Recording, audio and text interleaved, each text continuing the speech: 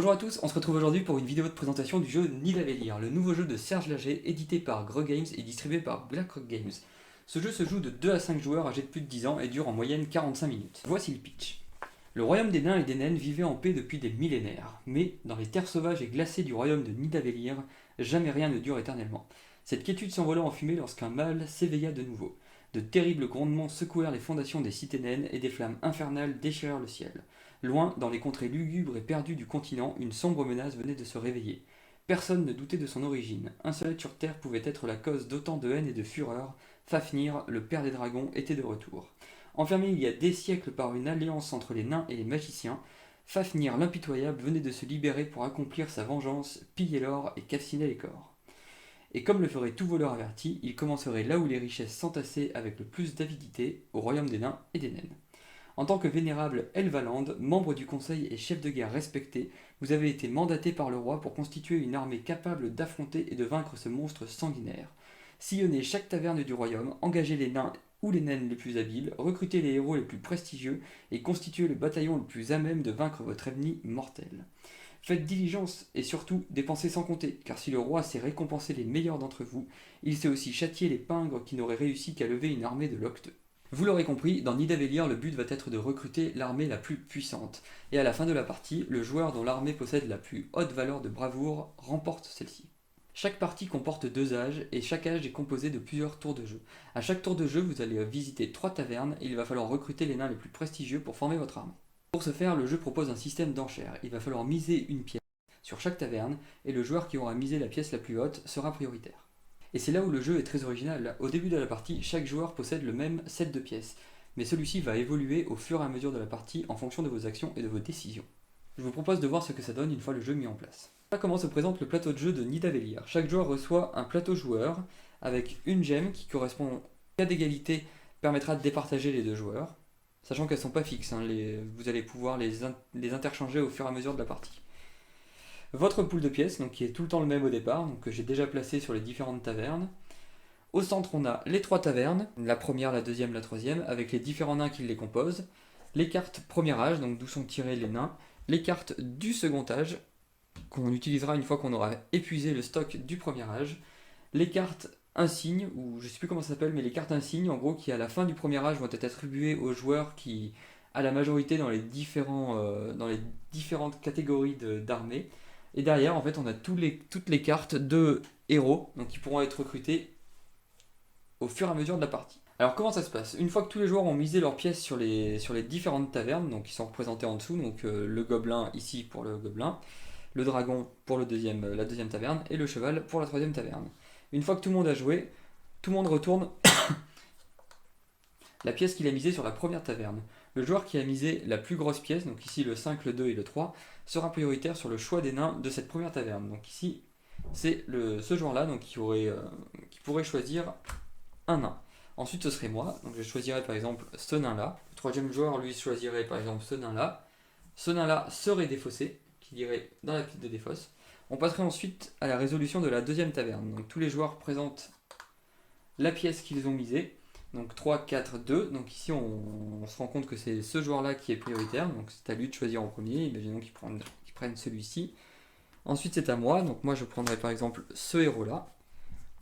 Vient ensuite le tour du dernier joueur qui prendrait celui-ci. Et le troisième nain est défaussé. Quatrième nain est défaussé.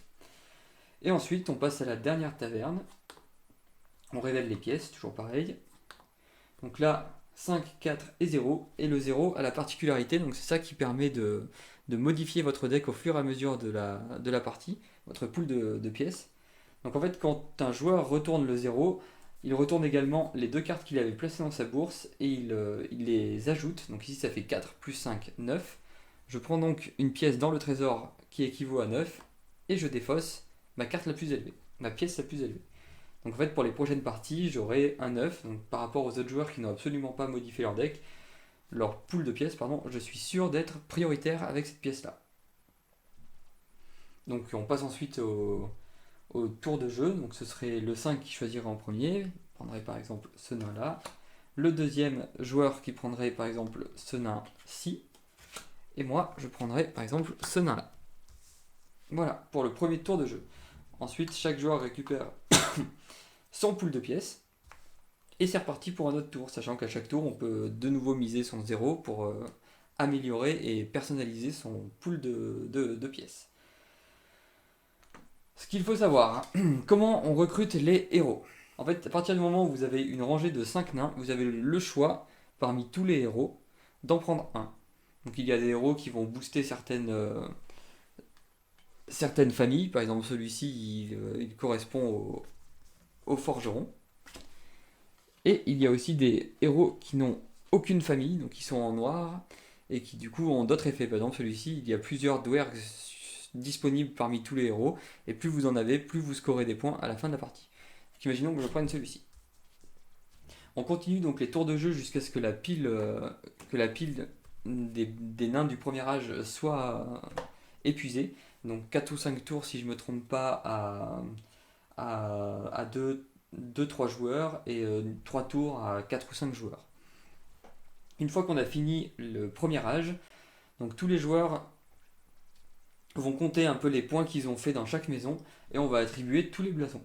Par exemple, le joueur qui est le plus puissant dans l'armée, il va récupérer le blason de l'armée et ça va lui permettre d'ajouter 5 à une de ses pièces. Donc il va prendre son pool de pièces, par exemple imaginons le 4, et ben je vais changer le 4, je vais lui ajouter 5, donc 4 plus 5, 9. Je jette mon 4 et je récupère un deuxième 9. Et ainsi de suite. Donc la corne, alors elle est particulière parce qu'elle va vous permettre de récupérer cette pièce là.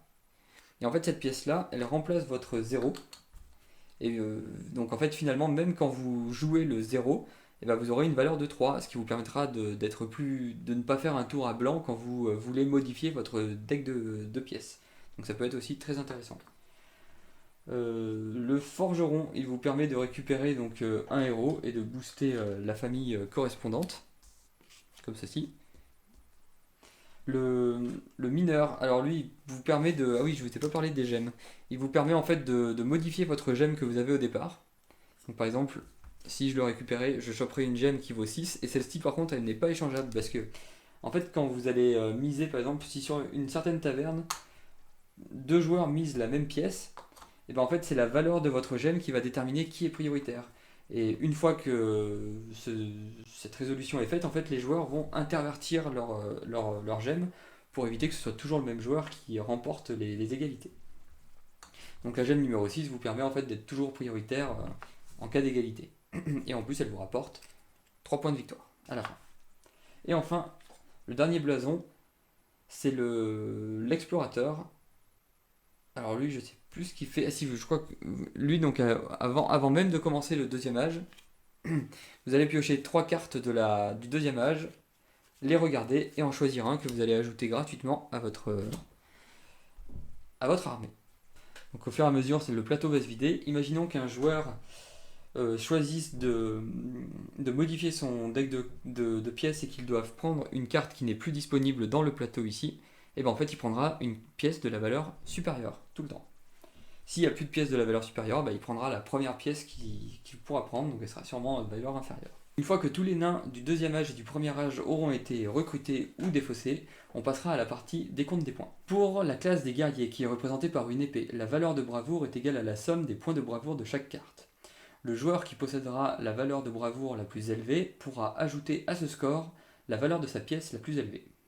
Pour les chasseurs en vert avec la corne et les forgerons en bleu sombre avec le marteau, la valeur de bravoure sera déterminée grâce à votre plateau de joueurs qui vous indiquera en fonction du nombre de nains que vous possédez une valeur de points accumulée. Pour les explorateurs en bleu avec la longue vue, il vous suffira d'ajouter les points de bravoure de chaque carte pour déterminer votre valeur de bravoure pour cette classe-là. Pour les nains en jaune avec la pioche, vous ajouterez les points de bravoure de chacun de vos nains et multiplierez ce résultat par le nombre de nains que vous aurez recrutés dans cette famille. A cela, n'oubliez pas d'ajouter les points de bravoure que vous pourrez récolter grâce à vos héros qui ne appartiennent pas à ces familles. Ensuite, c'est très simple, on additionne tous les points de bravoure de chaque famille et celui qui a la valeur la plus haute remporte la partie. Voilà pour une présentation rapide des règles de Nidavellir. Pour ma part, j'ai vraiment apprécié ce jeu et j'ai été très surpris. Je ne suis d'habitude pas tellement fan de ce genre de jeu. Et je dois avouer que le système de coin building, donc la personnalisation de votre pool de pièces, m'a vraiment plu et j'ai trouvé ça vraiment fun. Voilà, c'est tout pour cette vidéo, j'espère qu'elle vous aura plu. Si c'est le cas, n'hésitez pas à liker, commenter, partager. à vous abonner si ce n'est pas déjà fait. Quant à moi, je vous souhaite une bonne journée ou une bonne soirée. À plus.